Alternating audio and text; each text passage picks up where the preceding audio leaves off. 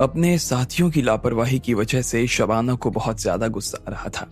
उन लोगों की वजह से उसके हाथ से शहबाज का शव निकल गया।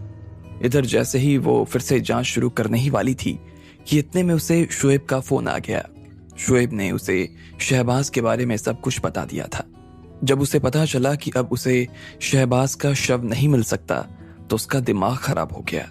इधर शुएब को भी लग रहा था कि अब शबाना के पास में उसके खिलाफ कोई सबूत नहीं रह गया और इसलिए वो निश्चिंत हो गया।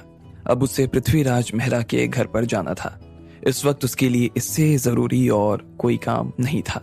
एक बार अगर लियाकत और शुएब बिहार के अंडरवर्ल्ड में अपनी धाक जमा लेते तो उसके बाद में उन्हें पीछे मुड़कर देखने की जरूरत नहीं थी।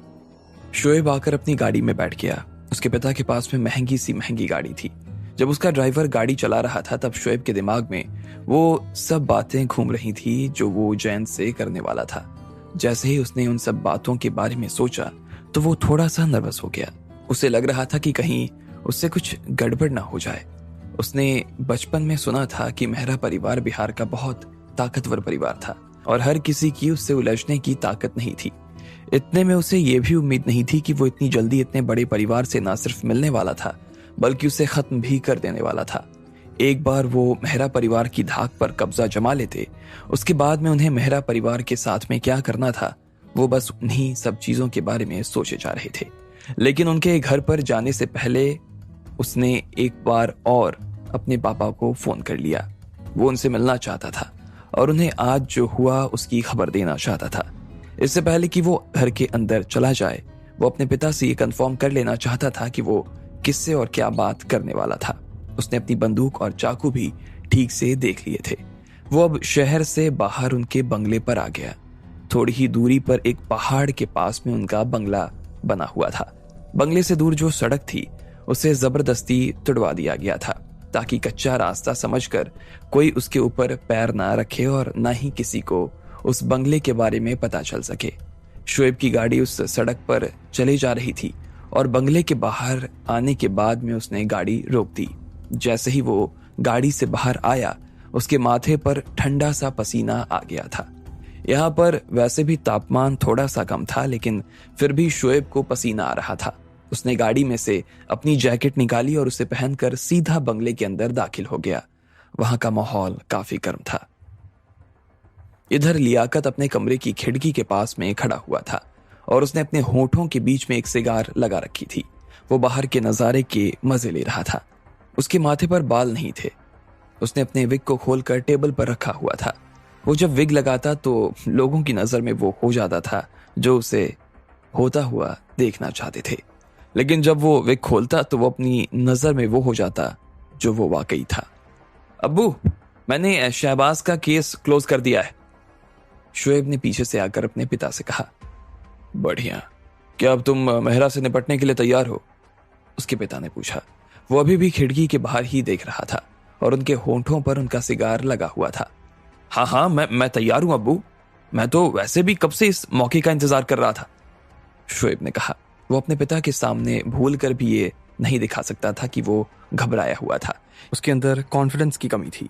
वो पूरी तरीके से कॉन्फिडेंट था। अगर नहीं भी था तो भी उसे अपने पिता के सामने यही दिखाना था कि वो था। अगर ऐसा नहीं होता तो वो अपने पिता की नाराजगी मोल लेता, जो कि वो लेना नहीं चाहता था। इधर उसके पिता भी अपनी तरफ से पूरी तरीके से तैयार थे। वो शुएब के पास में आए और उसकी पीठ थपथपा दी। वो अपने बेटे को और कॉन्फिडेंस देना चाहते थे। उसके बाद में वो अपने कमरे में लगे हुए एक लैंडलाइन फोन के पास गए और अपने एक आदमी को फोन लगा दिया। हाँ बॉस, कहिए, मैं आपके लिए क्या कर सकता हूँ? उधर से एक सम्मान भरी आवाज आई। लियाकत इन लोगों का मालिक था और शुएब इनका छोटा सा मालिक। ये लोग शुएब को बॉस और लियाकत को बिग बॉस कहकर बुलाया करते। ज्यादातर शुएब ही इन्हें फोन करता, इसलिए उसने उधर से बॉस कहा। लेकिन आज लियाकत ने उन्हें फोन किया था। उसका मतलब साफ था कि आज कुछ बड़ा होने वाला था। अपने साथ में 20 लोगों को लेकर आ जाना और सिर्फ 3 शब्द याद रखना: तेज, खतरनाक और बहादुर। काम खत्म करने के बाद में वहां से भाग आना। डरने की बिल्कुल भी जरूरत नहीं है।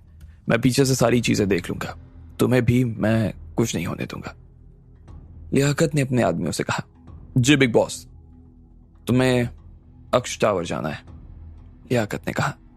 अक्ष टावर नाम की एक जगह थी जिसके ऊपर मेहरा परिवार का अधिकार था। वहां पर उन्होंने कैफे और फिल्म हॉल जैसी चीजें बना रखी थी और वहां लोग रिलैक्स करने के लिए आया करते थे। आज तो लियाकत उन्हें सिर्फ ये खबर देने वाला था कि वो उनसे लड़ने के लिए आ रहा था। जी बिग बॉस, आप चिंता मत कीजिए, आराम से मैं ये काम निपटा दूंगा। मेरे सारे लड़कों में से किसी की भी तरफ से आपको कोई शिकायत का मौका नहीं मिलेगा बॉस। उस आदमी ने उधर से कहा।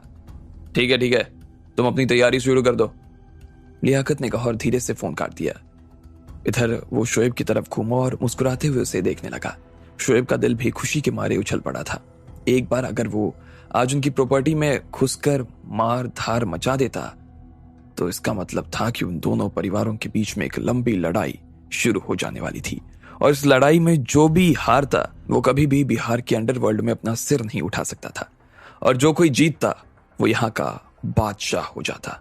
लेकिन जो काम आज शोएब करने जा रहा था वो अपने आप में इतना भारी था कि उसे करने में भी उसे थोड़ा सा डर लग रहा था। लेकिन उसने अपने पिता को देखा और मुस्कुराने लगा। वो जानता था कि उसे अपने आप पर पूरा भरोसा था और इसके अलावा बिहार बॉयज भी उसके साथ में थे। ऐसे में वो आराम से मेहरा परिवार से निपट सकता था। जिस शाम को यह सब बात हो रही थी उस रात लियाकत के 20 लड़कों ने शोएब के साथ मिलकर अक्ष टावर के ऊपर हमला कर दिया था। उन लोगों ने पूरे टावर को तहस नहस करके नीचे गिरा दिया। वहां पर जो लोग बैठे थे वो भी अफरा तफरी मचाने के बाद वहां से भाग गए थे।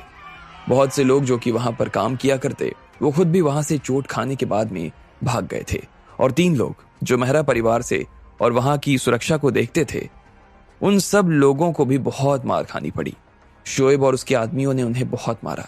एक को तो उन्होंने मार मार कर अधमरा ही कर दिया था और वो लोग उसे हॉस्पिटल ले गए थे। यह खबर तुरंत ही मेहरा परिवार के पास आ गई। जैसे ही जयंत और पृथ्वीराज को यह सब खबर मिली तो वो लोग अपने कमरे में आ गए और इस चीज से कैसे निपटना था उसके बारे में दिमाग लड़ाना शुरू कर चुके थे। वहां पर जयंत और पृथ्वीराज के अलावा 7 से 8 लोग और खड़े थे। वो सभी या तो पृथ्वीराज के बेटे थे या फिर उसके खास आदमी।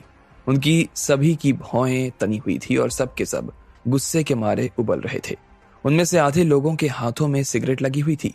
पूरे कमरे में धुआं ही धुआं हो गया और लगभग सभी लोग लियाकत के परिवार को गालियां दे रहे थे।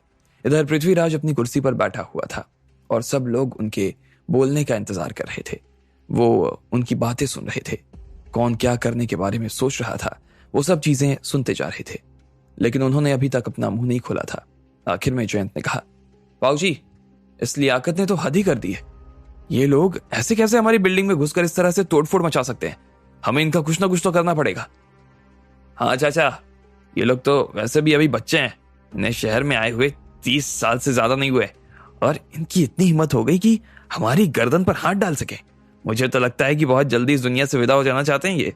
मैं तो कहता हूं कि अब हमें ना इस बारे में बात ही नहीं करनी चाहिए और सीधा एक्शन लेना चाहिए। साले ये सोच रहे हैं कि हमारी गद्दी पर आकर बैठ जाएंगे। हलवा है क्या? बाबूजी, आप तो बस हुक्म करो।